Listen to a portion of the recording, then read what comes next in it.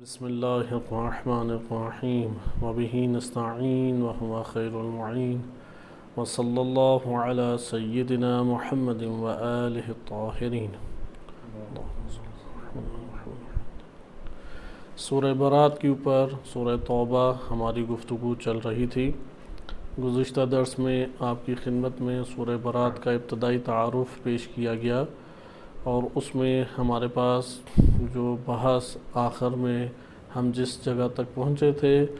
وہ یہ موضوع تھا کہ اس سورہ کے اندر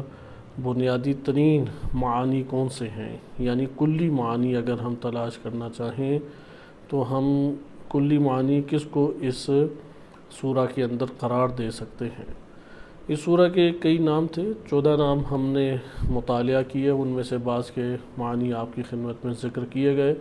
سورہ توبہ اور سورہ برات سب سے معروف ترین اس کا نام ہے، اسی طرح سورہ دمدمہ یا اسی طرح سورہ مخزیہ یا مبعثرہ، اس طرح دیگر نام بھی تھے کہ ان کی مناسبتوں سے تذکرہ گزر چکا ہے۔ یہ سورہ مدنی سورہ ہے، اس میں اختلاف کو بھی آپ نے ملاحظہ کیا تھا۔ بسم اللہ اس میں نہیں ہے، 2 آراء تھیں، دونوں کے اوپر علماء کے اقوال، مفسرین کے اقوال موجود ہیں۔ ایک طبقہ قائل ہے اور دونوں کے اوپر روایات ہیں، البتہ ایک روایت اہل سنت کتب سے ہمارے ہاں آئی ہے، لیکن مفسرین نے، حتی شیعہ مفسرین نے بھی اس رائے کو اختیار کیا ہے کہ امیر المومنین علیہ السلام سے منقول روایت ہے کہ چونکہ اس سورہ کا آغاز برات اور غضب الہی سے ہو رہا ہے اور بسم اللہ رحمت الہی پہ دلالت کرتی ہے،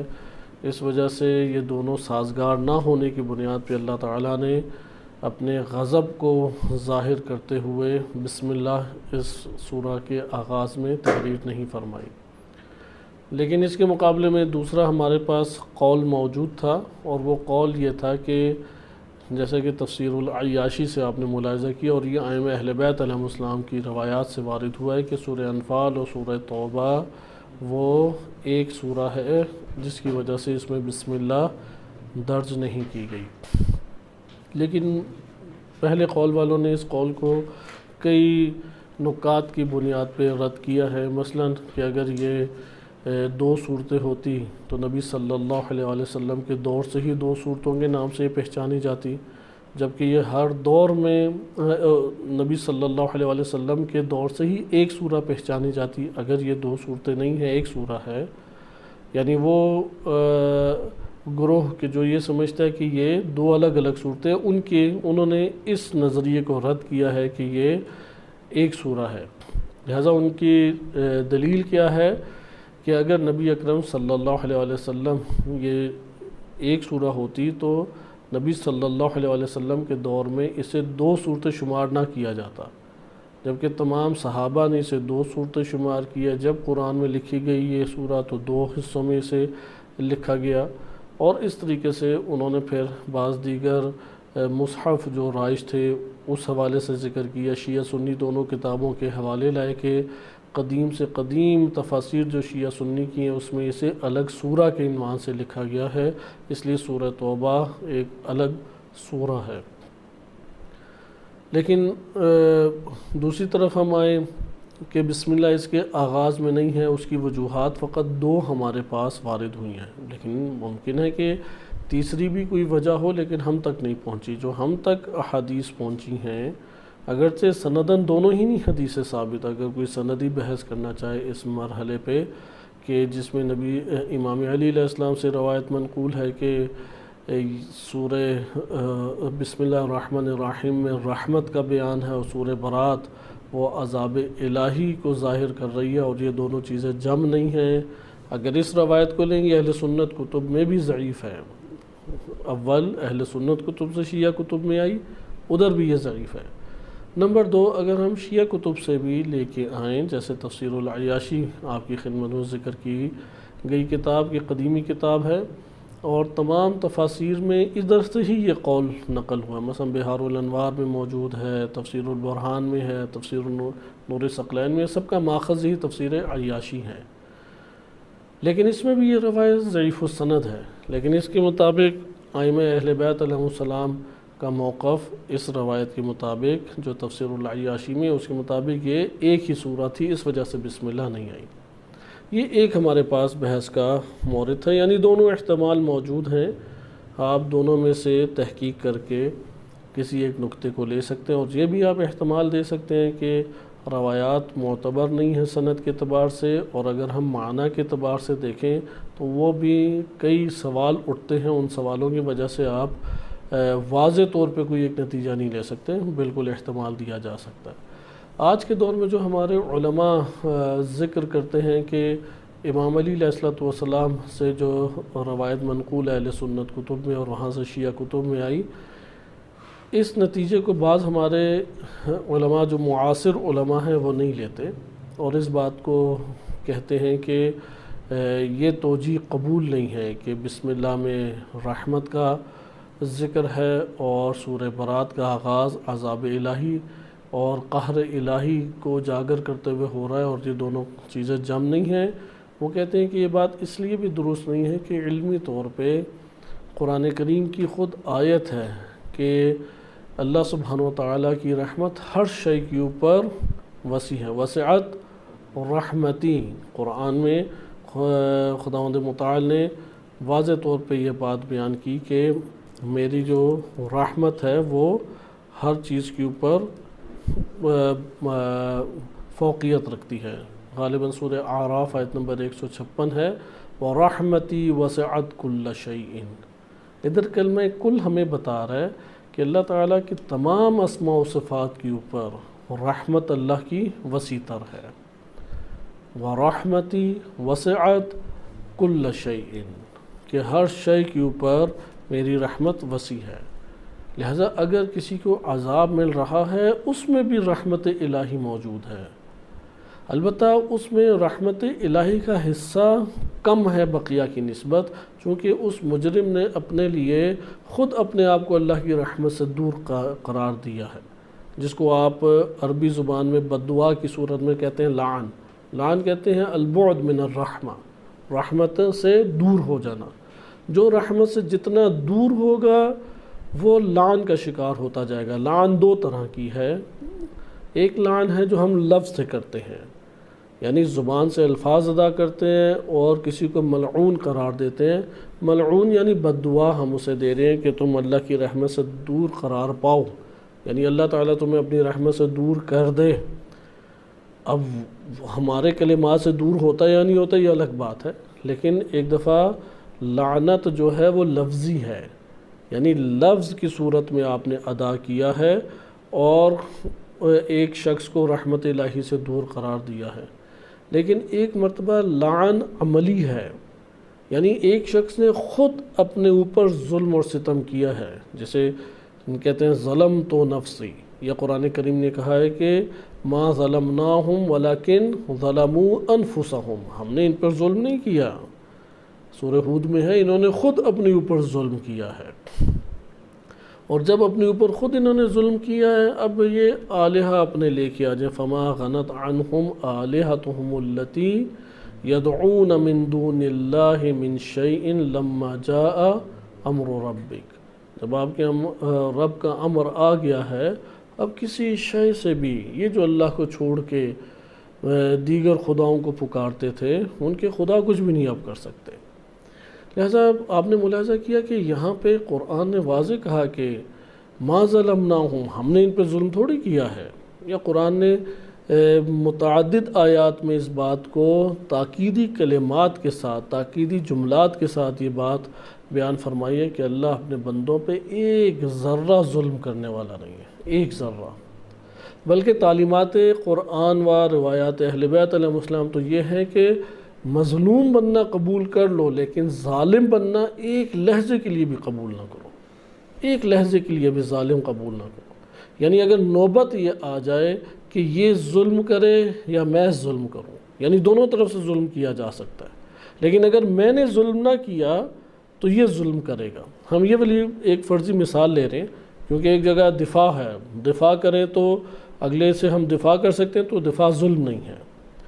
لیکن ایک مورد یہ آ رہا ہے کہ نہیں میں ظلم کروں اگلے کے اوپر تب یہ ظلم مجھ پر نہیں کرے گا۔ تو یہاں پر بھی ظلم اپنی طرف سے ہم انجام نہیں دے سکتے،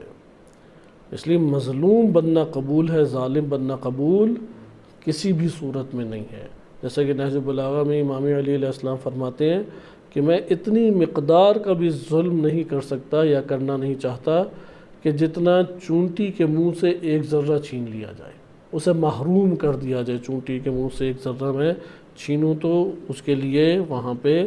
ایک سختی کا عالم ہوگا یا ایک ظلم کہلائے گا کہ تجاوز کیا حد سے۔ ایک مخلوق اللہ کی، اللہ نے اسے رزق دیا ہے، وہ رزق اپنا لے کے جا رہی ہے، کوئی اس میں رکاوٹ بنے اور اس سے وہ رزق جدا کر دے، ظلم ہے کسی۔ ہاں وہ ظلم جرم کے دائرے میں آتا یا نہیں آتا اس کو الگ طور پہ دیکھیں گے، لیکن اخلاقی دائرے میں حتماً و حتماً یہ تجاوز کرنا ہے، کسی ہستی کے اوپر تجاوز کرنا ہے۔ امام فرماتے ہیں اتنی مقدار کا بھی ظلم نہیں کر سکتا۔ لہٰذا یہاں پہ ہمیں یہ بات سمجھ آئی کہ ایک لعن کیا ہے؟ لفظی لعن اگلے کو کوئی نقصان پہنچاتی یا نہیں پہنچاتی الگ چیز ہے، کیونکہ لفظی لعن بد دعا ہے ایک، یعنی دعائیہ دنیا سے تعلق ہے، اس کا گالم گلوچ سے تعلق نہیں۔ ہاں اگر کوئی تہمت یا گالم گلوچ کی نیت سے کرے تو ایک الگ چیز ہے، لیکن لعن خود ایک بد دعا ہے۔ جیسے بہت ساری چیزیں بد دعائیں کہ اللہ تمہیں جہنم میں بھیجے، ایک بد دعا ہے۔ اللہ تعالیٰ تمہارے ساتھ بھی ایسا ہی برا فرمائے، بد دعا ہے۔ لعن بھی ایک بد دعا ہے۔ یہ لعن کا بد دعائی اسلوب جو ہے یہ ہمیں قرآن اور احادیث نبوی صلی اللہ علیہ وسلم سے ملتا ہے، یعنی کسی سے برات کا طریقہ یہی ہے۔ ابھی برات کے ضمن میں اب اشارہ آئے گا، ورنہ یہ مطالب آپ کی خدمت میں اظہار برات کے عنوان سے ذکر کرنے تھے۔ بہرحال درمیان میں لعن کا مسئلہ آ گیا تو عرض کیا کہ ایک لعن ہے عملی لعن کیا ہے کہ ایک انسان خود ایسے عمل کو انجام دے کہ وہ اللہ کی رحمت سے دور ہو جائے، اور اللہ کی رحمت سے جتنا دور ہوتا جائے گا کیا ہو جائے گا؟ عذاب کا شکار ہوگا،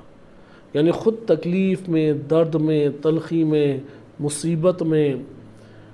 مختلف چیزوں کا شکار ہوتا چلا جائے گا، نورانیت سے جدا ہوتا چلا جائے گا، ظلمتوں میں گھرتا چلا جائے گا۔ یہاں پہ اور بھی مطالب ہیں کہ ہمیشہ ایسا نہیں ہوتا کہ ایک چیز جو ہے وہ ہمیشہ درد اور تکلیف ہی کے دائرے میں آئے۔ ایک دفعہ واقعاً نفس محسوس کر رہا ہوتا ہے، اور ایک دفعہ دوسروں کی نگاہ میں یہ بیجا اپنے آپ کو زحمتوں میں ڈالے ہوئے، مشقتوں میں ڈالے ہوئے ہیں۔ بہرحال ابھی اس کو ہم آگے کسی اور مسئلے میں عذاب کے معنی میں حل کریں گے، لیکن یہاں سے آپ کی خدمت میں یہ معنی آیا کہ عذاب میں بھی رحمت موجود ہے، کیونکہ وَرَحْمَتِي وَسِعَتْ كُلَّ شَيْءٍ، ہر شے کے اوپر رحمت اللہ کی موجود ہے۔ کوئی شے ایسی نہیں لا سکتے جس کے اوپر اللہ کی رحمت کا عنصر نہیں ہے۔ ہاں یہ ضرور ہے کم یا زیادہ، جس نے جتنی زیادہ بڑی مقدار رحمت کی حاصل کی اتنے زیادہ نقائص اور عیوب سے بچ جائے گا۔ جیسے انبیاء علیہ السلام، ائمہ اطہار علیہ السلام، وہ اللہ تعالیٰ کی وسیع و عریض رحمتوں کو لینے میں کامیاب یہ شخصیات اور ہستیاں ہیں، لہٰذا یہ اتنے ہی نقائص سے دور ہیں۔ اس لیے جو شخص جتنی رحمت لے گا اتنا نقص سے باہر آتا چلا جائے گا۔ اب ایک شخص مجرم ہے، وہ مجرم شخص جب اپنے آپ کو جرم انجام دے کے اللہ کی رحمت سے دور کرے گا تو یہاں پہ عذاب کا شکار ہوگا، لیکن ہم یہ نہیں کہیں گے کہ عذاب و رحمت ٹکراتے ہیں، نہیں، عذاب میں بھی اللہ کی رحمت ہے۔ کیسے؟ اس کی دو تین ہم زاویہ دیکھ لیتے ہیں، کیونکہ یہ ایک تفصیلی بحث ہے، اور انشاءاللہ سورہ توبہ میں بعض مواقعوں پہ انشاءاللہ اس کی گنجائش ہمارے لیے قرآن کے دائرے میں پیدا ہو جائے گی، لیکن میں چند آپ کی خدمت میں مثالیں ذکر کرتا ہوں کہ عذاب میں کیسے رحمت ہے۔ جیسے آپ نے دیکھا ہوگا کہ ڈاکٹر ہے، جب وہ آپریشن کرتا ہے اور انسان کے کسی عضو کو کاٹ دیتا ہے یا پورے بدن کو چیر پھاڑ کر کے بعض جراثیم یا کینسر کا غدو باہر نکال دیتا ہے، تو یہاں پہ ڈاکٹر کے یا سرجن کے ہم شکر گزار ہوتے ہیں یا اس پہ غضب ناک ہوتے ہیں کہ کیا تم نے میرے بدن کا حال کیا ہے، کیوں مجھے بے ہوش کیا، کیوں مجھے کاٹا تم نے، کیوں مجھے کڑوی اور تلخ دوائیاں دیں، کیوں مجھے ایک کمرے میں زندان اور جیل کے اندر گویا کہ بند کیا، کیونکہ بدترین جیل ہوتی ہے بستر، کہ اس سے اترنا بھی آپ کے لیے ممکن نہیں ہوتا، اور بہت سارے لوگ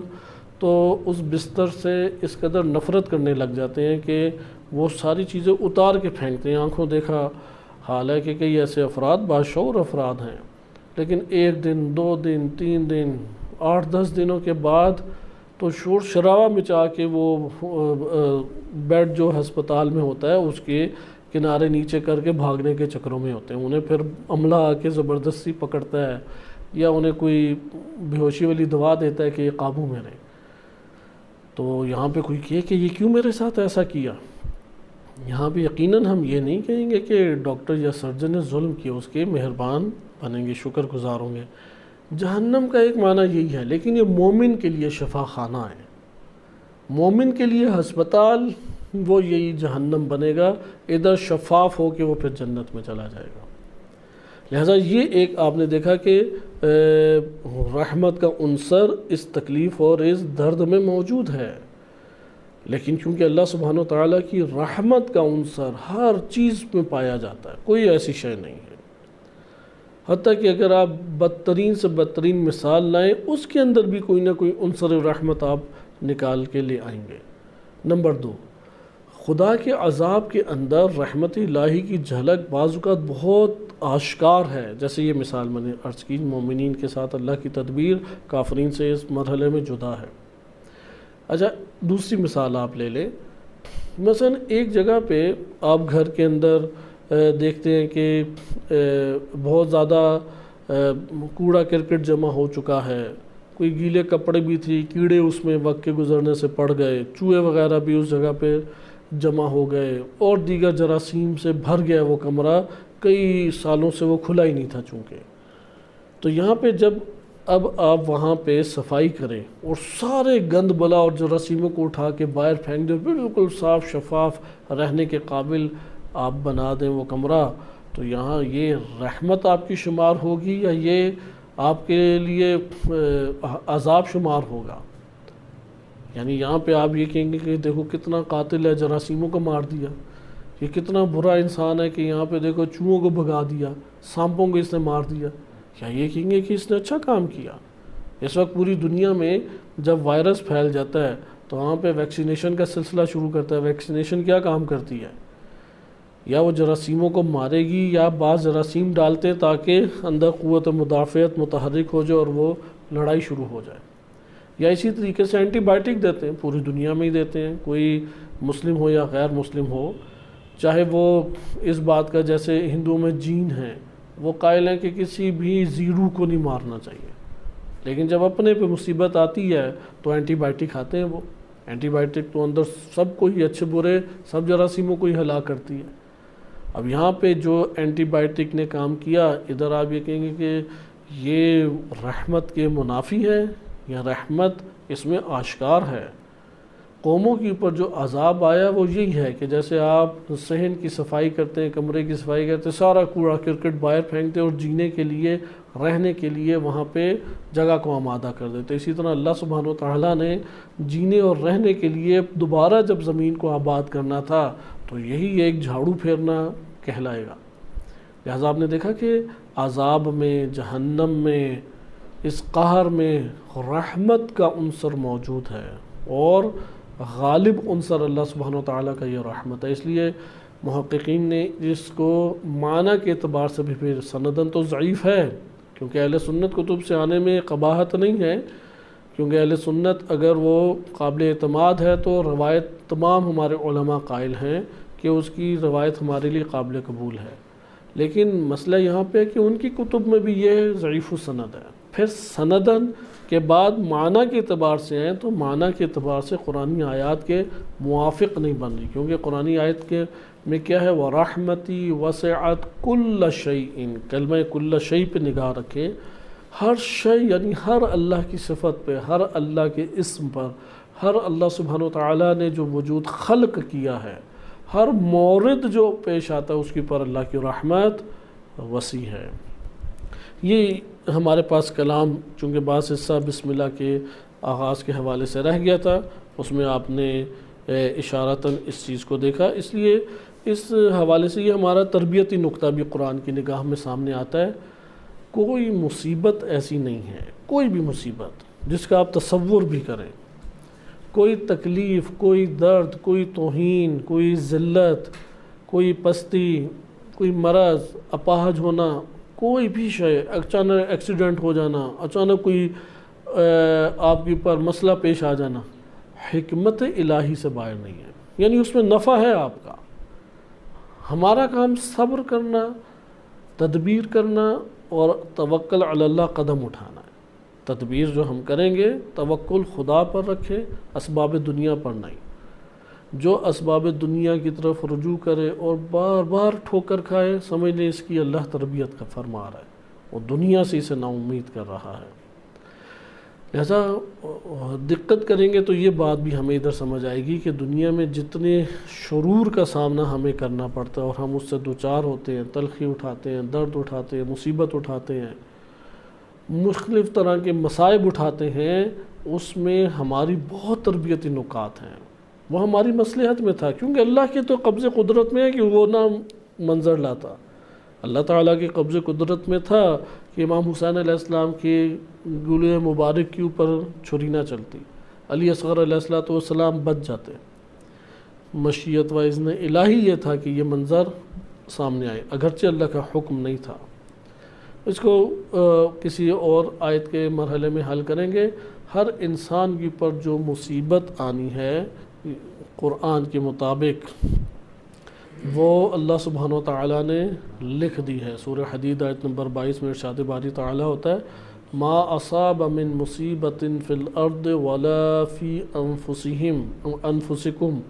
الا فی کتاب من قبل ان نبرأها۔ جو زمین کے اوپر مصیبت آ کے پڑتی ہے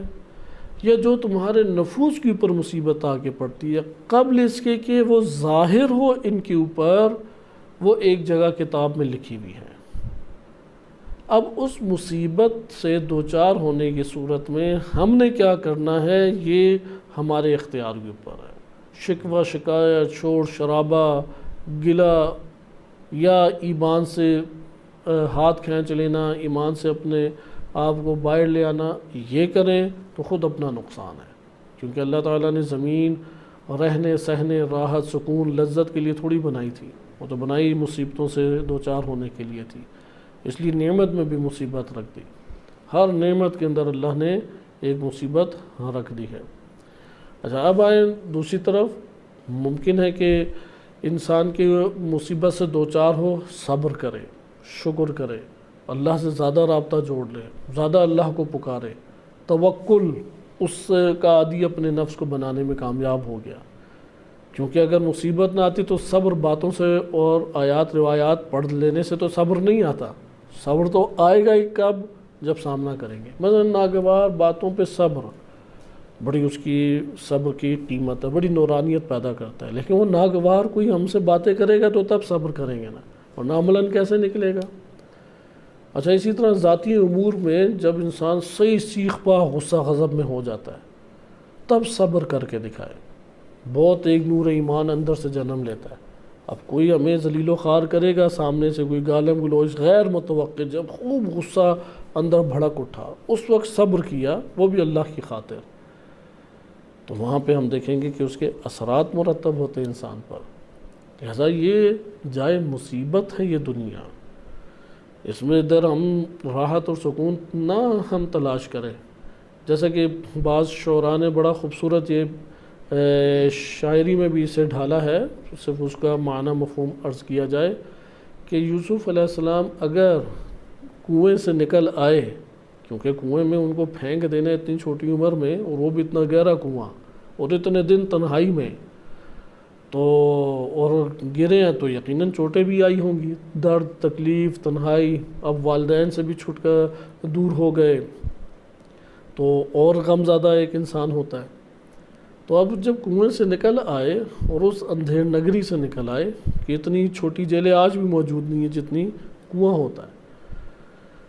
تو یہ اے یوسف یہ نہ سمجھیں کہ آپ کنویں سے نکل آئے ہیں تو آپ کے لیے زندگی کی راحتیں اب کھل گئی ہیں، اب آپ تیار ہوں زندان میں جانے کے لیے۔ کنویں سے یوسف اس لیے نکلے تھے تاکہ زندان میں اب 15 سالہ زندان یا 14 سالہ زندان کاٹے وہ، اور زندان کنویں سے بھی سخت تر تھا۔ کنویں سے تو نکل آئے، چند دن تھے ادھر، زندان میں تو اتنی تکلیف اٹھائی کہ اللہ کی بارگاہ میں دعا کی کہ بار الہ اس سے مجھے اب چھٹکارا دے دے، اور تب وہ زندان سے باہر آئے۔ یونس علیہ السلام کے لیے مچھلی کا پیٹ زندان بنی۔ لہٰذا آپ نے ملاحظہ کیا کہ یہ دنیا اسی طریقے سے، تو یہ مطلب ہمارے سامنے آیا کہ یہ توجیہ اگر ہم ان سندوں اور روایات سے ہٹ کر بھی دیکھیں تو علماء کہتے ہیں، جیسے آیت اللہ ہادی عباسی خراسانی حافظہ اللہ تعالیٰ، کہ یہ ان کا درس نیٹ پہ بھی حوزہ علمیہ کی سب سے بڑی سائٹ ایشیا موجود ہے، وہاں پہ بھی ان کے جو تفسیری دروس ہیں اس میں یہ نقطہ درج ہے کہ یہ توجیہ جو ہے یہ قابل قبول نہیں ہے کہ رحمان، رحمت اور عذاب آپس میں جم نہیں ہو سکتے، نہیں جم ہے بلکہ غالب ہے، وسیع تر ہے اللہ کی رحمت۔ قرآنی آیات اور روایات اور دعائیں، تین ہمارے پاس دلائل ہیں، اگر آپ فلاسفہ کی بات نہ بھی مانیں، یہ تین ہمارے پاس مصادر بن جاتے ہیں۔ سب سے اس میں اہم منبع خود قرآن ہے، جیسے آپ کی خدمت میں آیت سنائی گئی، اس لیے رحمتی وسعت کل شیء، اگر کوئی مورد خارج ہوتا تو اللہ تعالیٰ ذکر کر دیتا ہے الا مثلا جہنم، الا العذاب، مثلا سوائے عذاب کے، سوائے جہنم کے، سوائے مجرمین کے، یا الا المجرمین، ہر چیز کے اوپر اللہ کی رحمت ہے سوائے مجرمین کے، ایسا نہیں ہے قرآن میں، کیا کہا کل شیء، ہر شے کے اوپر اللہ کی رحمت وسیع ہے۔ اس لیے اگر ہم اس اختلاف سے قطع نظر بھی دیکھیں تب بھی یہ کم سے کم توجیہ علمی طور پہ قبول نہیں ہے، چونکہ قرآن کی آیت سے متصادم ہے۔ ہم اس کے کلی معنی کی طرف آئیں، کلی معنی میں بحث ہماری طولانی ہو سکتی ہے، اس لیے ہم اس سے گریز کرتے ہیں تاکہ ہم بے توفیق الہی آج سورہ کو شروع کریں۔ ہاں ادھر ایک اور نقطہ بھی مہم ہے، فقہا کی نگاہ سے اگر دیکھیں تو فقہا میں ایک مسئلے پہ اختلاف پایا جاتا ہے، آیا بسم اللہ ہر سورہ کا جز ہے یا نہیں؟ آپ کو یہ فتاویٰ میں بھی نظر آ جائے گا، کیونکہ فتاویٰ جو ہیں وہ بہت تحقیق کے بعد دیے جاتے ہیں، اس کے اوپر انسان نے عمل کرنا ہے، وہ صرف ایک موقف کی حد تک نہیں ہوتے، اس لیے جو فتویٰ کی صورت میں ایک چیز سامنے آتی ہے ادھر اس فقیہ نے آیت، روایت، سندیں، راویوں کی جانچ پڑتال، معنی کے اوپر غور و فکر، دیگر آیات اور روایات سے معنی کو ملانا، سب مراحل طے کیے ہیں۔ اس لیے جب ایک بندہ فوراً ایک حدیث لے کے آتا ہے تو وہ یہ سارے مراحل طے نہیں کرتا، لیکن جب فتوے کی صورت میں ڈھال کے پیش کرتا ہے تو اس نے تمام فقہا کے بھی کلام کا مطالعہ کیا ہے، اقوال کا بھی مطالعہ کیا اور محتاط انداز میں اسے ذکر کیا ہے۔ مثلا اگر قدیم ہمارے فقہا ہیں جو زمانہ امامت کے ساتھ جڑے ہوئے فقہا ہیں، جیسے شیخ صدوق اور ان کے والد گرامی کا جو دور ہے، اگر اس دور میں ایک رائے جو ہے وہ ہمیں نظر آ رہی ہے اور یہ جو فقی نتیجہ لے رہا ہے اس رائے کے برخلاف ہے، یہاں پہ وہ فوراً نہیں کہہ دے گا کہ یہ میری نظر میں صحیح بات ہے، وہ وہاں پہ احتیاط کرے گا، سازگار کرنے کی پہلے کوشش کرے گا۔ لہذا فقہا کے کلام کی فوراً مخالفت فقہا نہیں کرتے۔ لہذا یہ جو میں عرض آپ کی خدمت میں نقطہ کر رہا ہوں، اس سے بھی ہمیں یہ ظاہر ہوگا، لیکن یہ والا مسئلہ سورہ توبہ تک پھر محدود نہیں ہے۔ فقہی مسئلہ ہے کہ نماز واجب میں سورہ حمد کے بعد ایک مکمل سورہ پڑھنا واجب ہے، آدھی نہیں۔ اہل سنت میں آدھی بھی جائز ہے یا کچھ مقدار بھی جائز ہے، لیکن مکتب تشیع میں مکمل سورہ پڑھنا واجب ہے، وَإِلَّا نماز باطل ہے اگر جان بوجھ کے اس نے مکمل سورہ نہیں پڑھی۔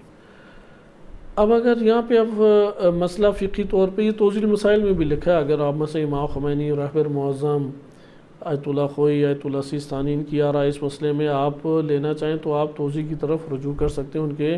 منابع فقہی میں یہ درج ہے۔ تو وہاں پر یہ بحث آتی ہے کہ آیا کوئی شخص سورہ کو پڑھے بدون بسم اللہ تو اس کی نماز ہوگی یا نہیں؟ تو وہ فقہا جو اس بات کے قائل ہیں کہ سورہ برات یعنی سورہ توبہ کے علاوہ ہر سورہ کا جز ہے، یعنی پہلی آیت ہے، جیسے کہ علامہ حسن زادہ عاملی اور بہت سارے علماء ظاہراً آیت اللہ طباطبائی رحمۃ اللہ علیہ، یہ ساری شخصیات قائل ہیں کہ سورہ توبہ کے علاوہ ہر سورہ کی پہلی آیت کون سی ہے؟ بسم اللہ الرحمن الرحیم۔ وہ فقہا جو اس نظریے کے قائل ہیں وہ کہیں گے نہیں، بسم اللہ کے بغیر نماز باطل ہے۔ لیکن آپ کے سامنے ایک بڑی تعداد فقہائے تشیع کی سامنے آتی ہے۔ ظاہراً رہبر معظم کا بھی یہ نظریہ ہے کہ الحمد کے علاوہ کسی بھی سورہ کا جز نہیں ہے بسم اللہ، الحمد کے علاوہ کسی بھی سورہ کا جز نہیں ہے۔ ہم آغاز میں اعوذ باللہ اور بسم اللہ وہ تبرکن پڑھتے ہیں، یا قرآن کریم نے استعاذہ کو جو حکم دیا اس وجہ سے پڑھتے ہیں، یعنی مستحب ہے،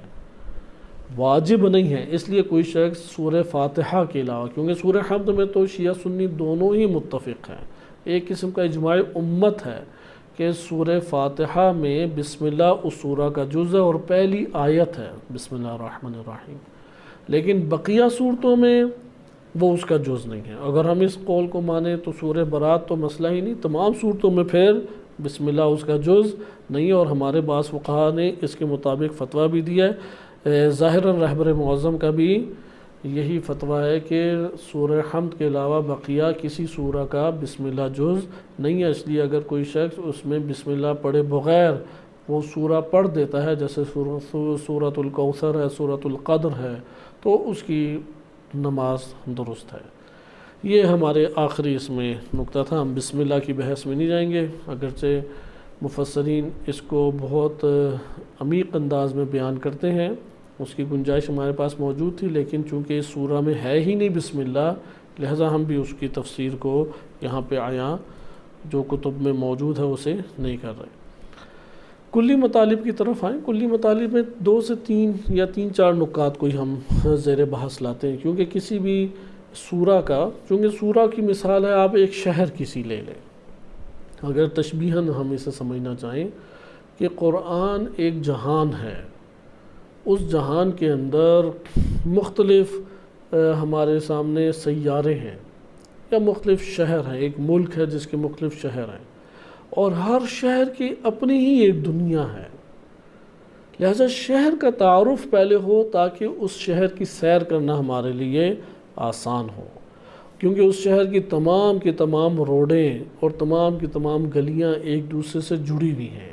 اسی طرح ہر سورہ کی آیات جس منظومہ کلام میں ڈھلی ہوئی ہیں، وہ منظومہ کلام وہ مربوط ہے، بالکل اسی طریقے سے کہ جیسے ایک یہ معروف بلاغی جو علماء اہل اسلام میں گزرے ہیں، انہوں نے اس تشبیہ کو ذکر کیا ہے کہ جس طرح سے ایک سنارا جو سونے کا کام کرتا ہے، وہ ایک ہار کو پروتا ہے، بہترین سونے کی ایک لڑی میں پروتا ہے، اگر اس میں آپ ایک جگہ سے اس کے موتی یا سونے کو نکال دیں تو پورا کا پورا ہار وہ ڈسٹرب ہو جائے گا، اور اس کی وہ قیمت نہیں لگے گی، کیونکہ قیمت صرف جنس پر نہیں لگتی، جنس کے بعد اس کے ڈیزائن کے اوپر بھی لگتی ہے۔ مثلا ایک ہی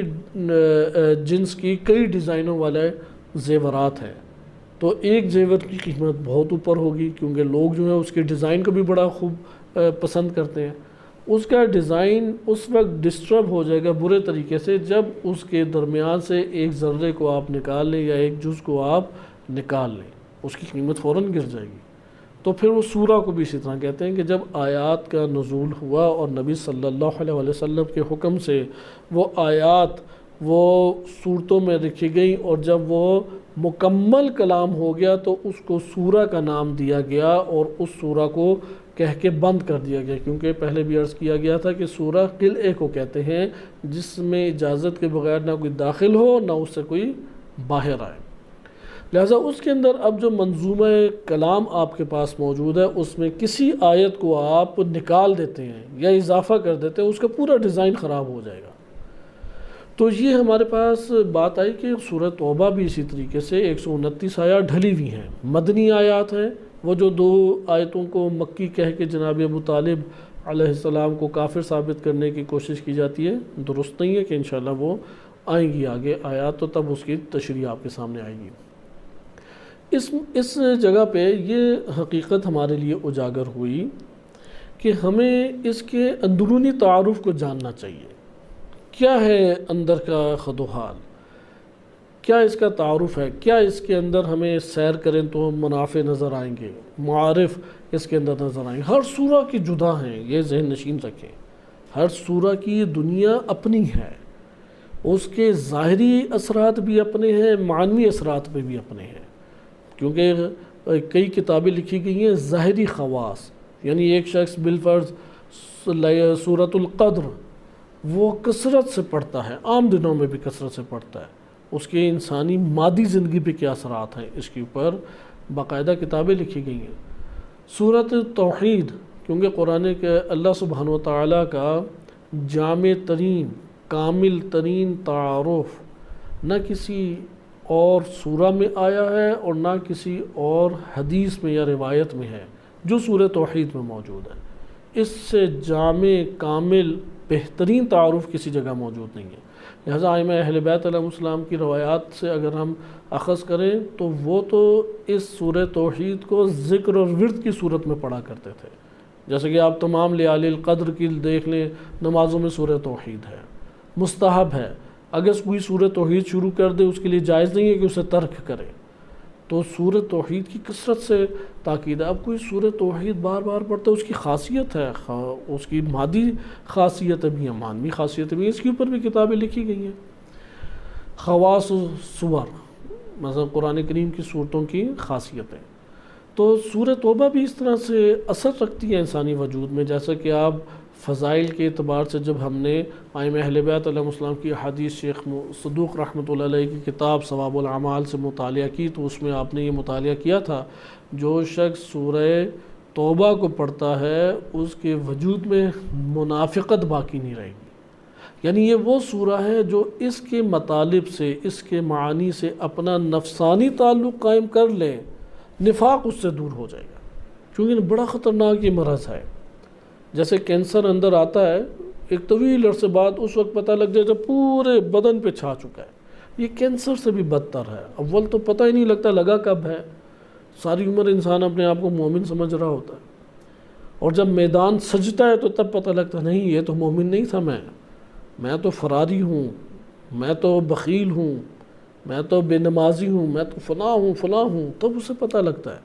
اب کب میدان سجنے، یعنی اس نے جا کے اپنے ٹیسٹ کرا لیے، اب ٹیسٹ وہ جب کرائے گا تو تب بھی کینسر ڈائگنوز ہونا تھا،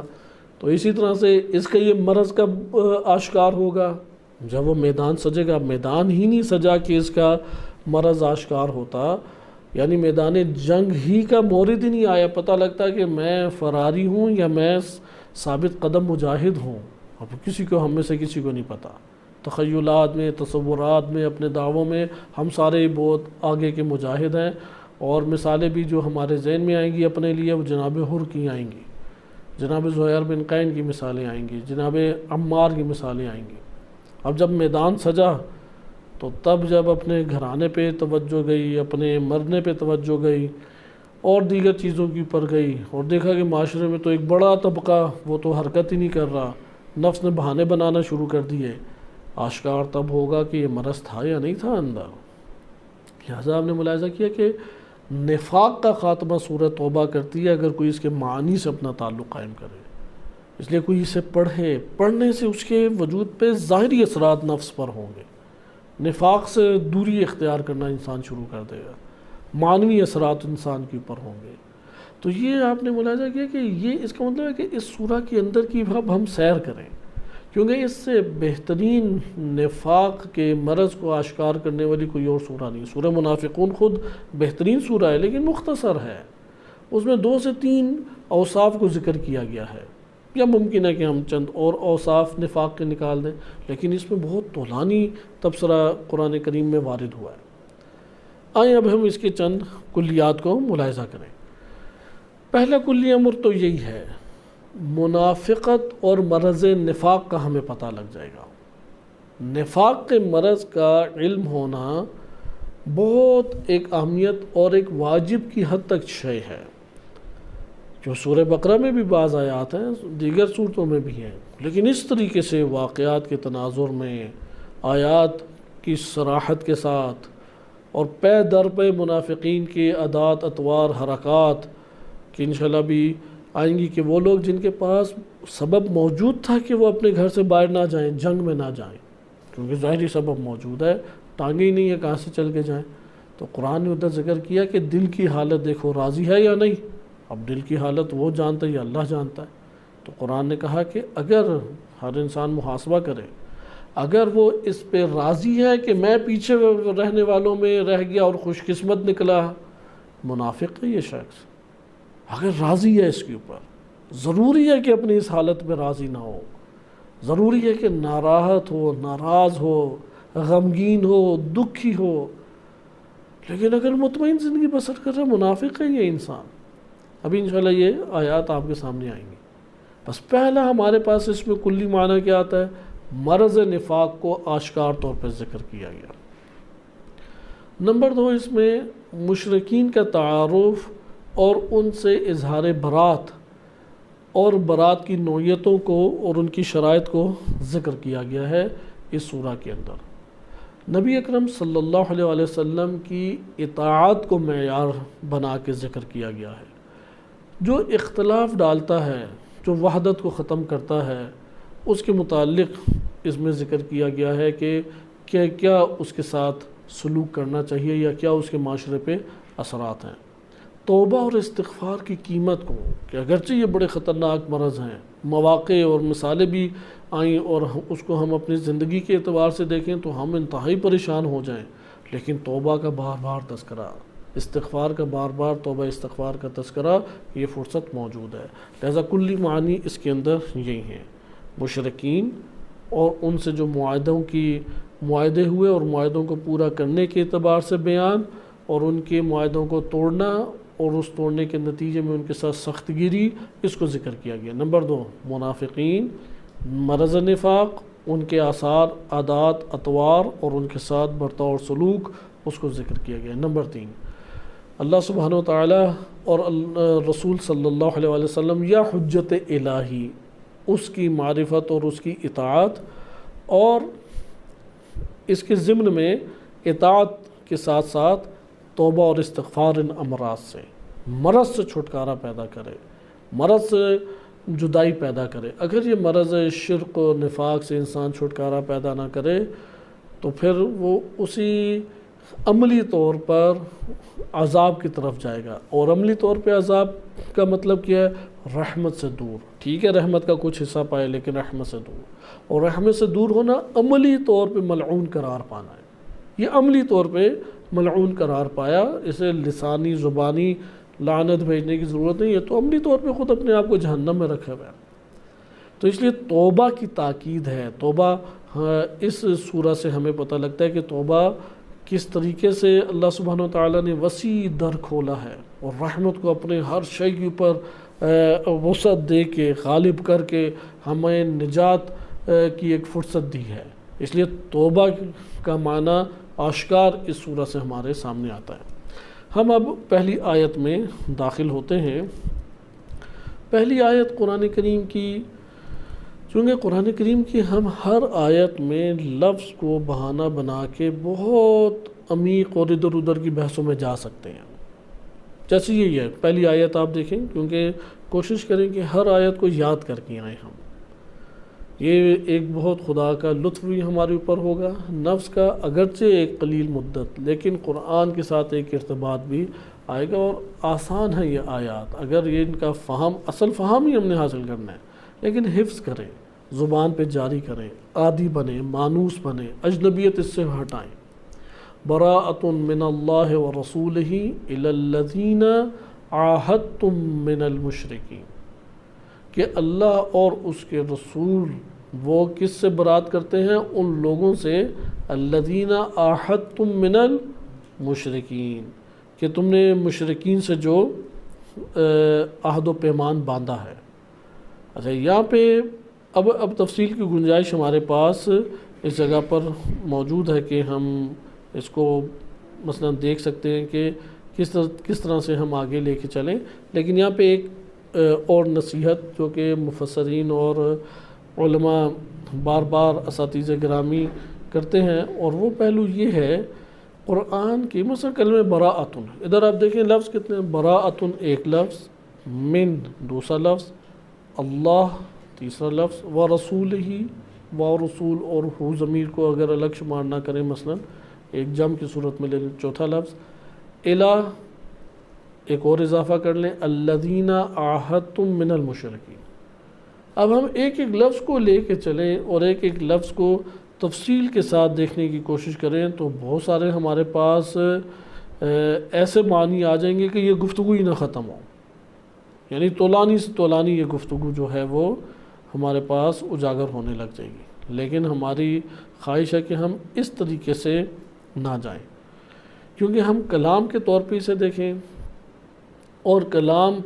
کے طور پہ دیکھتے ہوئے یہ دیکھیں کہ ظاہر کلام سے کیا معنی سامنے آتا ہے۔ ہاں لغت کو ایک حد تک حل کریں گے،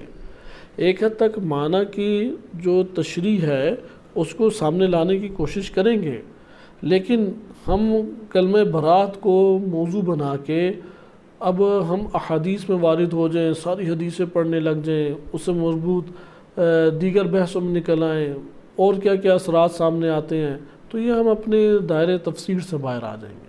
لہذا ہم جو ادھر اب روش اختیار کریں گے وہ روش کیا ہے؟ وہ روش یہ ہے کہ ہم قرآن کی الفاظ معنی کو مختصر طور پہ دیکھیں گے، بہت طولانی طور پہ نہیں۔ نمبر 2، آیت کے جب الفاظ معنی آشکار ہو گئے تو پھر کلام کے پہلو سے دیکھیں گے۔ یہ جو کلام الہی ہے اس میں اللہ سبحانہ و تعالیٰ نے ان کلمات کو اس اسلوب میں ڈھال کے، اس جملہ بندی میں ڈھال کے کون سا معنی ہم تک پہنچانا چاہا ہے،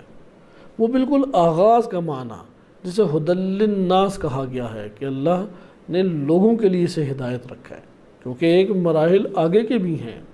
ھدی للمتقین بھی ہے، جیسا کہ سورہ بقرہ کے آغاز میں ہے کہ متقین کے لیے ہدایت ہے۔ ٹھیک، جب متقی ہو جائیں ایک اور نوع ہدایت انسان کے سامنے آشکار ہوگی، لیکن ہم کس مرحلے کی ہدایت کو دیکھ رہے ہیں؟ ہم ھدی للناس کے مرحلے کی ہدایت کو دیکھ رہے ہیں، عام لوگوں کے لیے قرآن ہدایت ہے۔ تو اللہ سبحانہ و تعالیٰ نے ان کلمات کو اس اسلوب اور جملہ بندی میں ڈھال کے کیا معنی ہم تک پہنچانا چاہا ہے، اس معنی کو اول لینے کی کوشش کریں گے، لیکن اس کے اوپر تھوڑا غور و فکر کریں گے، چونکہ قرآن کا دوسرا حکم کیا ہے؟ غور و فکر کرنا ہے۔ یہ دو حکم ہمیں قرآن سے آشکار واضح طور پہ پتہ لگتے ہیں۔ ایک تو ہے کہ ہم نے اس قرآن کو کیا کیا ہے؟ آسان بنایا ہے۔ وَلَقَدْ يَسَّرْنَا الْقُرْآنَ لِلذِّكْرِ فَهَلْ مِن مُدَّكِرٍ۔ سورہ قمر میں یہ چند دفعہ، تقریباً چار دفعہ یہ آیت آئی ہے، وَلَقَدْ يَسَّرْنَا الْقُرْآنَ، ہم نے قرآن کو یسرنا، آسان، جیسا کہ پاکستان میں بالعموم قاعدہ تیسر القرآن پڑھایا جاتا ہے، بالکل الف با تا ثا، وہ آغاز کا بچوں کو جب پڑھاتے ہیں اس کا نام بھی تیسیر القرآن ہے، یا یسیر القرآن بھی ہے، یا یہ قاعدہ مختلف اس کے نام ہیں، بہرحال تیسیر یا یسیر یا اس طرح سے اس کے ہیں، یسرنا القرآن، یا اس طرح سے آپ مختلف الفاظ لے آئیں، یعنی آسان قاعدہ، آسان چیز۔ تو قرآن میں یہاں پہ کیا ادعا کر رہا ہے؟ یہ قرآن کا دعویٰ ہے، دعویٰ سے وہ دعویٰ قرآن کا ہمیشہ سچا ہے، حقیقت کے مطابق ہے۔ وَلَقَدْ يَسَّرْنَا الْقُرْآنَ لِلذِّكْرِ، اگر آپ نے ذکر کرنا ہے، یعنی آپ نے معنی سمجھنا ہے، اپنے نفس کے ساتھ اس کا تعلق جوڑنا ہے۔ ذکر کہتے ہیں کہ آپ کی نفسانی توجہ جس کی طرف چلی جائے وہ آپ کا حقیقی ذکر کہلاتا ہے۔ مثلا میں آپ سے بالفرض عرض کرتا ہوں کہ ہم فلاں جگہ پہ گئے تو والدین کا تذکرہ ہوا، والدین، اب یہ جملہ ایک آپ کے سامنے ہے، والدین کا تذکرہ ہوا، کیا مطلب؟ کہ وہاں پہ ہماری گفتگو کا جو موضوع قرار پایا اور جس موضوع پہ گفتگو ہوئی وہ والدین تھے، والدین کی طرف یعنی توجہ گئی، توجہ جب گئی تو ان سے متعلق ہم نے کئی چیزوں کو وہاں پہ ڈسکس کیا، اسے ذکر کہتے ہیں۔ اس لیے ہر ذکر کی حقیقت کیا ہے؟ آپ کے نفس کی توجہ۔ جہاں پہ نفس کی توجہ کے بغیر ذکر ہو یہ ذکر غافلانہ ہے۔ بعض علماء نے سخت الفاظ استعمال کیے ہیں، علماء اخلاق و عرفا نے، اگرچہ اللہ نے اس کا بھی ثواب رکھا ہے، کیونکہ جو ایک لفظ کا ظاہری بھی بولتا رہے اس کا نفس کے اوپر اثر ہوتا رہتا ہے۔ جیسے بعض لوگ گانے گنگناتے رہتے ہیں لیکن آہستہ آہستہ وہی ان کے نفس کے اوپر اثر ہونا شروع ہو جاتا ہے اور انہی خوابوں کو عملی بھی کرنا چاہتے ہیں۔ ہر ذکر کا لسانی بھی اثر ہے، فائدہ ہے، اس کو بھی فراموش نہیں کرنا چاہیے، وہ بھی بالآخر ایک نورانیت لاتا ہے۔ حد عقل زبان سے ایک طہارت کو تو صادر کیا انسان نے، اگرچہ نفس وہاں پہ تاریک ہے اس کی طرف توجہ کے بغیر، جیسے ہم نمازیں پڑھتے ہیں توجہ اللہ تعالیٰ کی طرف نہیں رہتی، نہ ان معانی پر ہے، لیکن بالآخر ایک واجب ادا ہوا، ایک طاہر چیز نے جنم لیا، یعنی ایک نورانیت نے جنم لیا، لیکن شدت حرارت نہیں ہے، اور روشنی بھی بڑی کم ہے، بہت کم ہے، بڑی کم لائٹ ہے، لیکن ہے تو صحیح لائٹ۔ لیکن اصل ذکر کیا ہے؟ قلب کا توجہ کرنا۔ اس لیے ان معانی کی طرف قلب نے توجہ کی۔ مثلا یہ بات قرآن میں آئی کہ اللہ پر توکل کرو، توکل یعنی اس پر اعتماد کرو۔ بالفرض گاڑی ہاتھ میں ہے، نیند بھی پوری ہے، میں بڑا ماہر ڈرائیور بھی ہوں، روڈ بھی کھلی ہے، نہیں ایکسیڈنٹ ہوگا کیونکہ اسباب سارے فراہم ہیں، کہ نہیں ادھر شک ہے کہ کچھ ہو سکتا ہے، اللہ پہ توکل۔ تو کوئی پوچھے کہ سفر بہترین ہو جائے گا، مسئلہ تو کوئی نہیں ہے، کیوں نہیں، اللہ پہ توکل ہے، حتماً ہوگا۔ اگر اللہ نے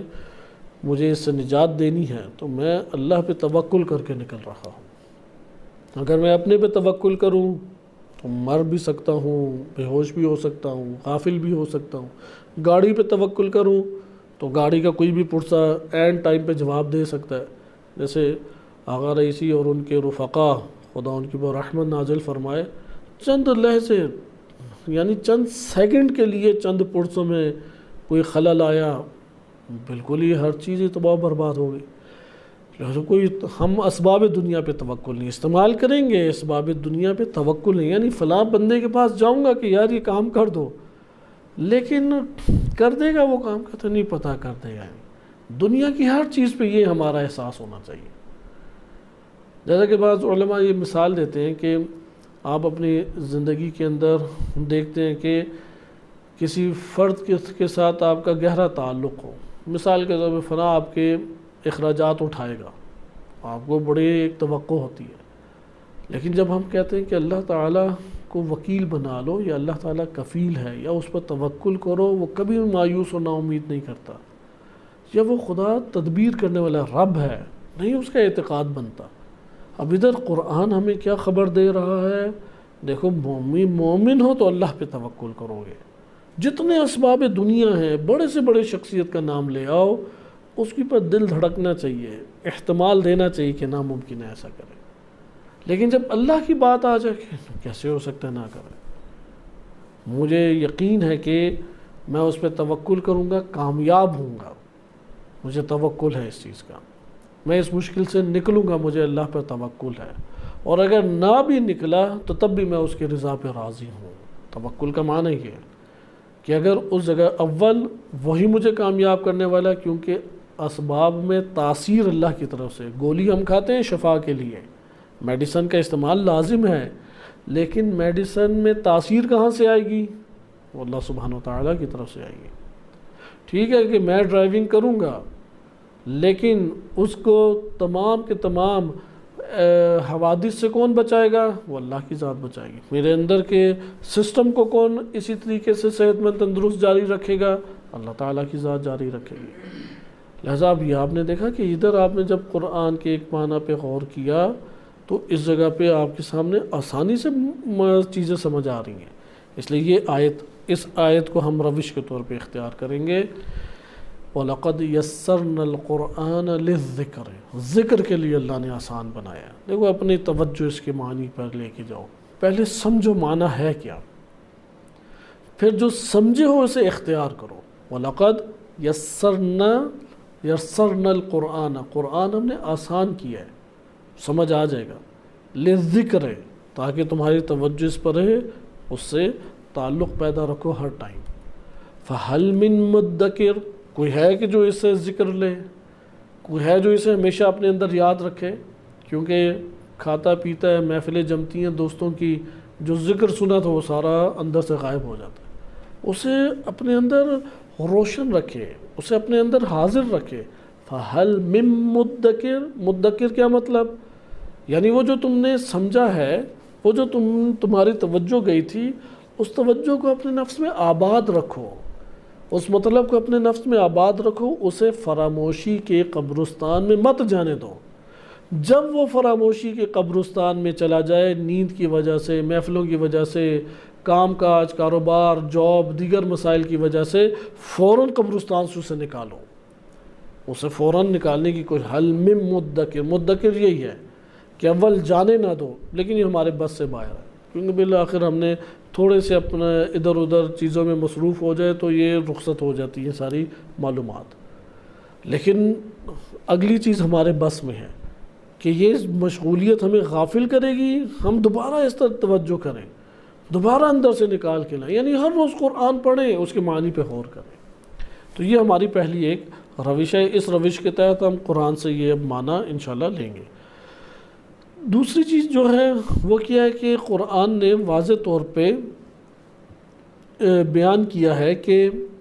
تدبر اس کی آیات میں کریں۔ سورہ صاد آیت نمبر 29 میں کتاب انزلناہ الیک مبارک، یہ کتاب ہم نے آپ کی طرف نازل کی ہے جو کہ مبارک ہے، لیدبروا آیاتہ، تاکہ اس کی آیات پہ تدبر کریں۔ اس لیے ہم دوسرا مرحلہ یہی طے کریں گے۔ پہلا مرحلہ ان تمام آیات میں الفاظ کی مختصر گفتگو کرنے کے بعد معنی کو اخذ کریں گے۔ معنی جب اخذ کر لیا اب تدبر کریں گے۔ تدبر کیا اپنی زندگی میں اختیار کیا میں نے پہلے کیا یا نہیں، کروں تو کیا کیا مسائل پیش آئیں گے، کیسے کروں، کیوں فراموش ہو جاتا ہے، کیوں میرے ذہن میں نہیں یہ بات رہتی، کیوں میں عمل نہیں کر پا رہا، اس کے کیا کیا جوانب ہیں، اس کے کیا کیا اثرات ہیں اجتماعی دنیا میں، انفرادی ہماری دنیا میں، خانوادے، گھرانے، میری شخصیت، کیا تعلق ہے اس کا میری زندگی سے، یہ ساری چیزوں کو ہم آگے غور و فکر کریں۔ لہٰذا یہ جو تدبر آیات کا ہے یہ انسان کے مراتب بناتا ہے اندر، سطحی سے تدبر، معمولی سی اس کی اندر شخصیت، کیونکہ وہ بعض اوقات انسان بڑا دیو ہیکل ہو جاتا ہے کہ سامنے جنگلی کوئی جانور آتے ہوئے گھبراتا ہے، اتنا اس کا جثہ بڑا ہوتا ہے، لیکن روح بڑی چھوٹی سی ہے، نہ کوئی وہ تکلیف پہ صبر کر سکتی ہے، نہ کسی کی ناگواری کو برداشت کر سکتی ہے۔ جیسے آپ نے دیکھے ہوں گے چھوٹے سے بچے ہوتے ہیں، انہیں تھوڑی سی بھی تکلیف ہو تو چیخیں مار مار کے روتے ہیں، یعنی خوب شور شرابہ کرتے ہیں۔ اب بڑے ہو جائیں گے تو روئیں گے نہیں، لیکن جس کو تھوڑی تکلیف ہو ادھر ادھر بولنا بالنا شروع کر دے، گالم گلوچ، شور شرابہ، تو سمجھ لیں روح اس کی بڑی چھوٹی ہے اندر، یا ناگواریوں کو اندر برداشت نہیں کر پاتا تو ایک بچہ نہیں کر پاتا، یعنی یہ روح کے اعتبار سے بچگانہ سطح پہ رہا ہے۔ تو اسی طرح اگر کسی نے ذکر اور تدبر کیا ہی نہیں ہے یہ تو بالکل ہی لو لیول پر ہے، لیکن کسی نے ذکر لے لیا، جو اللہ نے ذکر کے لیے پیغام بھیجا تھا اس کا ابتدائی معنی لے لیا، اب ابتدائی معنی میں اضافہ کہاں سے ہوگا؟ تدبر کے ذریعے سے اور تزکیہ نفس، یہ دو راز ہیں، تدبر اور تزکیہ نفس۔ تدبر آپ کو فراموشی کے قبرستان سے یہ معنی بار بار نکال کے ظاہر کرتا رہے گا، بار بار، لہذا تدبر کریں۔ پھر پرواز دے گا، یہ پرواز کے لیے جگہ خالص ہونی چاہیے۔ مثلا اگر پیٹرول جو ہے وہ آلودہ ہو گاڑی کو نہیں چلا سکے گا، فلٹر جو ہے وہ بھر چکا ہے گاڑی نہیں چل سکے گی، آپ کو پیٹرول جو ہے وہ مثلا ریسائیکل کرنا پڑے گا، صاف ستھرا کرنا پڑے گا، اور مختلف ایک مراحل سے گزار کے اسے اس قابل بنانا ہے کہ وہ صاف ستھرا ہو۔ لہذا ہمارے اندر بھی روح کا انجن جو ہے وہ صاف ستھرا نہیں ہوگا تو پرواز کیسے کرے گا؟ تدبر کرتے رہیں وہ نیچے سے آلودہ اتنا ہے کہ جتنا زور لگاتے ہیں وہ پھر کھینچ کے نیچے لے آتا ہے۔ یہ قرآن کی آیات سے ہی ظاہر ہے۔ بہرحال آئیں اب اس روش پہ چلیں، چونکہ تدبر بھی ابتدائی سطح کا ہی کریں گے، بہت دقتوں میں نہیں جائیں گے، ہر ایک انسان خود غور و فکر کر کے آگے بڑھ سکتا ہے۔ ہم نے ان دو قرآن کی ہدایات کو لینا ہے۔ اول دیکھیں کہ آغاز کا معنی ہمارے لیے کیا بنتا ہے، تاکہ بعنوان ذکر اسے لے لیں۔ قرآن نے چونکہ آسان بنائے، قرآن ہی سے اسے سمجھیں گے۔ نمبر 2، اس میں تھوڑا تدبر کریں گے اپنی زندگی کے اعتبار سے، اجتماعی اور انفرادی، قرآنی آیات کے تناظر میں اس کو مزید تھوڑا تدبر سے گہرائی سے سمجھنے کی کوشش کریں گے، لیکن ایک سطح تک پھر اگلی آیت میں منتقل ہو جائیں گے۔ پہلی آیت کو ملاحظہ کریں اس باب سے، براءۃ من اللہ ورسولہ الی الذین عاہدتم من المشرکین، کہ مشرکین سے جو تم لوگ عہد و پیمان کر چکے ہو، عاہدتم ماضی کو بیان کر رہا ہے، تم نے جو عہد و پیمانہ، معاہدہ کہتے ہیں باب تفاعل سے ہے، باہمی جب ایک عمل میں مشارکت کو بے ذکر کرنا ہو تو پھر وہ مفاعلہ کے معنی میں آتا ہے۔ مفاعلہ عربی میں ایک خاص باب ہے، چیپٹر ہے، اس کے مثلا مفاعلہ کے وزن پہ جو کلمات آتے ہیں، آپ مقاتلہ کہہ لیں، مکاتبہ کہہ لیں، اردو میں کئی استعمال ہوتے ہیں، وہ اس فعل میں دو فریقوں کے یا دو گروہ کے یا دو شخصوں کے باہمی شرکت کے عمل کو ظاہر کر رہے ہوتے ہیں۔ مثال کے طور پہ اگر ایک جگہ پہ دو فریق آپس میں لڑتے ہیں تو اس کو کہتے ہیں، یعنی دونوں نے آپس میں ایک دوسرے کے ساتھ جنگ کی یا لڑائی کی، تو ہم کہیں گے مقاتلہ یا قتال۔ قتال کا وزن بھی اسی پہ آتا ہے، مقاتلہ یا قتال۔ اچھا، اسی طریقے سے دو افراد نے ایک دوسرے کے ساتھ خط و کتابت کی، کہیں گے مکاتبہ۔ ایک طرف ہو تو کہیں گے کہ مکتوب،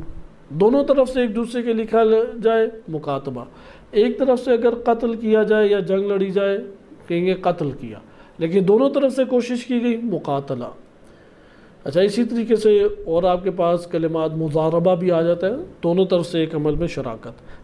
عہد بھی ہے، اگر ایک طرفہ ہو تو میں نے آپ سے عہد کیا، دونوں نے ایک دوسرے سے عہد کیا، معاہدہ۔ اب یہاں پہ مسلمان ایک گروہ ہے، مشرکین دوسرا گروہ ہے، ان کے درمیان ایک معاہدہ ہو گیا، صلح حدیبیہ کے موقع پہ ایک معاہدہ جنم لے گیا۔ خیبر جب فتح ہو گیا تو خیبر کی فتح نے مشرکین کی تو کمر توڑ کے رکھ دی، کیونکہ مشرکین جو ہیں وہ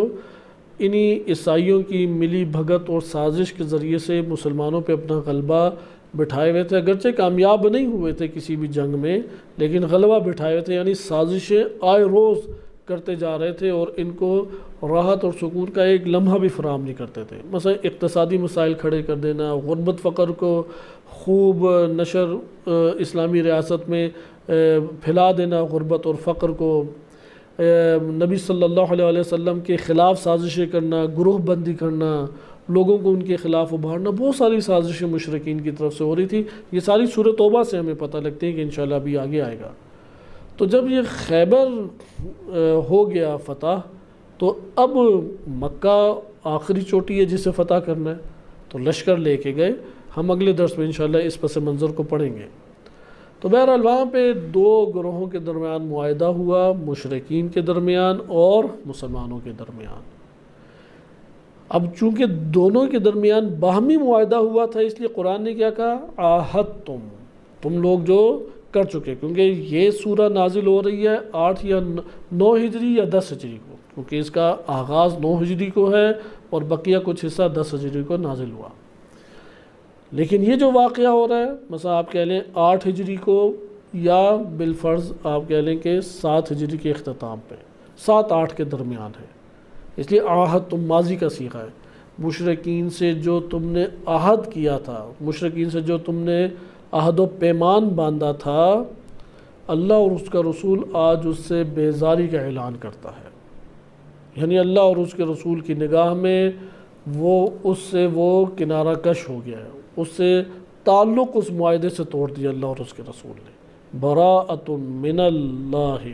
ورسولہ، اللہ اور اس کے رسول نے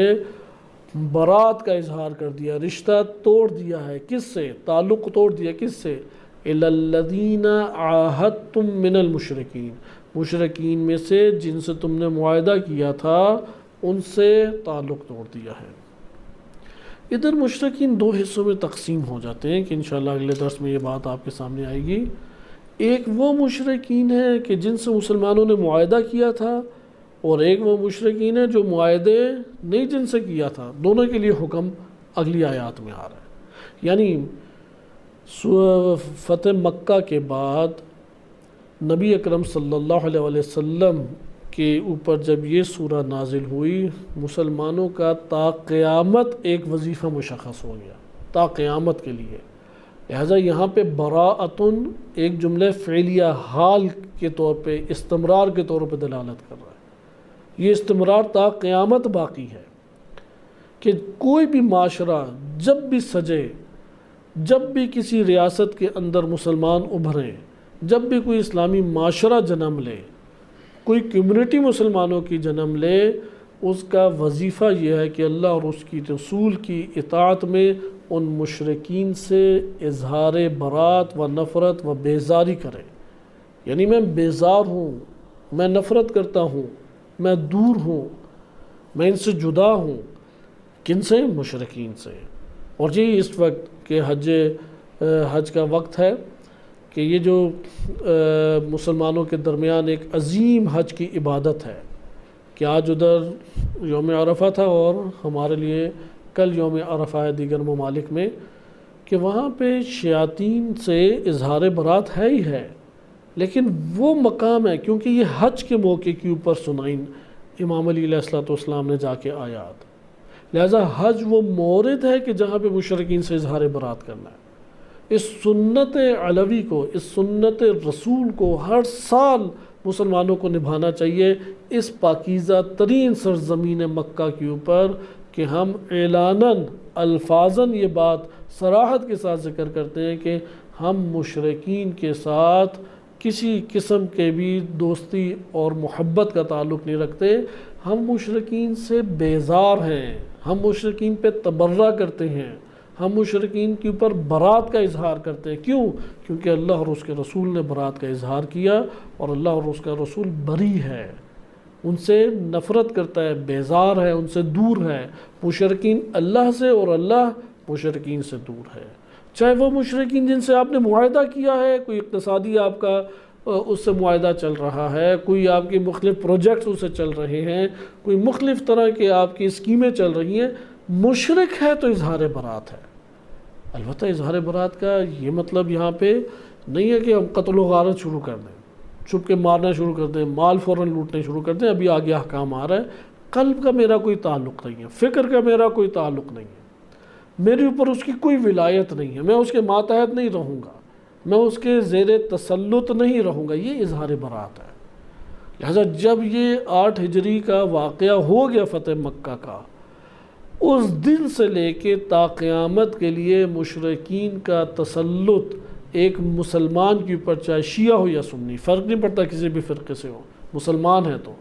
مسلمان کے اوپر اس کا تسلط، اس کا غلبہ، اس کا ولایت، وہ سب ساقط ہو گئی ہے۔ اس مسئلے میں ہم اظہار برات کرتے ہیں۔ کافر کی ولایت قبول نہیں ہے، کافر کی سلطہ، اس کی حاکمیت، اس کا غلبہ، اس کا اوپر آنا، اس کے ماتحت چلنا، نہیں، مشرک کے مجھے قبول نہیں ہے۔ یہ بات پہلی آیت سے ہمارے سامنے آئی، اس میں انشاءاللہ ہم برات کا معنی اور اس کا ایک پس منظر بنتا ہے، کیونکہ یہ آیت شان نزول رکھتی ہے، یہ آیت پس منظر رکھتی ہے، شیعہ سنی دونوں کتب میں حدیث وارد ہوئی ہے۔ ہم انشاءاللہ تعالیٰ تفسیر قمی جو شیعہ کتاب ہے اور اہل سنت کی بعض کتب میں اس کا پس منظر پڑھیں گے، لیکن مطلب وہ جامع لینا ہے۔ اس وقت تفسیر کا ایک اور نقطہ بھی آپ کی خدمت میں ذکر ہوگا کہ اگر کوئی واقعہ اور اس واقعے کے ضمن میں اگر ایک آیت آتی ہے تو وہ آیت اس واقعے کی وجہ سے محدود نہیں ہو رہی ہے، اس واقعے سے مختص نہیں ہو رہی، وہاں پہ تا قیامت آنے والے بشر کے لیے ایک معنی ہدایت آشکار ہو رہا ہے، اور وہی اصل ہم نے لینا ہے۔